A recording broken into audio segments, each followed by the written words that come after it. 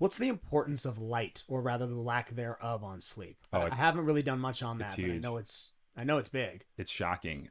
Even they found like there's some studies that show even like the old school alarm clocks, just like the red digital lights, even that can have an impact on your deep sleep cycles. Yeah. So, complete blackout is super important. And the only way to really, a sleep mask is by far the easiest way to do that, right? Like blackout shades, all these different things. Like it's not easy to completely black out a room. Yeah. Also, Yeah. like Everything has a light on it. Oh, everything. So, I mean, just make it easy on yourself and throw a mask on. It's like one thing, it covers it all. And you can take it places. You can't take your blackout shades anywhere. Exactly. It's kind of funny, the timing of this episode. I have been sort of recently looking into, well, all right, how can I sleep proof my room? Like, what can I do? Because I know there's a lot I could do. I mean, starting, the very first thing I thought of was blackout shades, because I have, my backyard glows. Yeah. All that stuff has LEDs on it. I mean, your whole coming property glows. Exactly. I can see it from space. Yeah. So I've got to figure out a way to,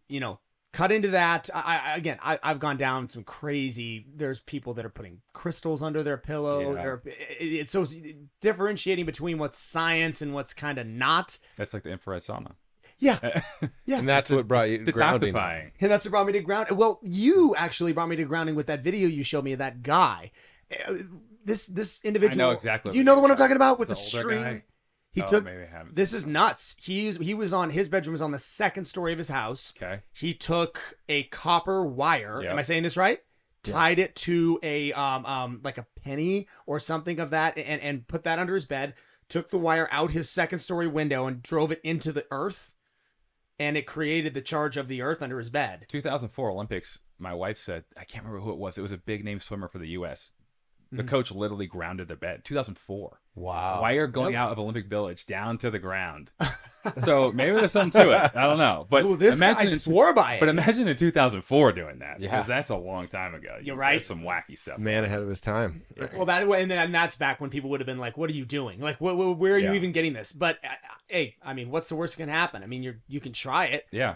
But that's the thing though with the dream recovery, everything we'll do will be data driven. Like there will be science to support it. We're not going to come out with something that is even like, oh, this makes me more comfortable. Like there needs to have data behind it and to support it. We're not just going to be slinging products to sell it. Yeah. I'm super passionate. I'll die on the hill of science before I just sell a product to sell it. So that's one of our like core values. Yeah, because otherwise you're kind of relying on the placebo effect a little bit. Right. I mean, maybe this grounds me in my sleep, maybe not. But, but if I think it does, sell products off that. You're right. I mean, exactly. You could crush it. You could crush it. I mean, especially something like that. If you were like compelled to just put a little rock under your bed, you could just do a stone. Start making claims, like wild claims, and like boom. Yeah. All of a sudden, you have a sauna company. I mean, a grounding company. We had Josh from Shama Sandals on, and we were talking about the same thing. We're like, hey, what if you put copper, a little penny, and make it come up through the sole, and so you're technically grounded in your. And there are other companies. I think Zero Shoes. They already do that. There are shoes that do that. It reminds me of like, do you remember if you guys play? Did you guys play baseball?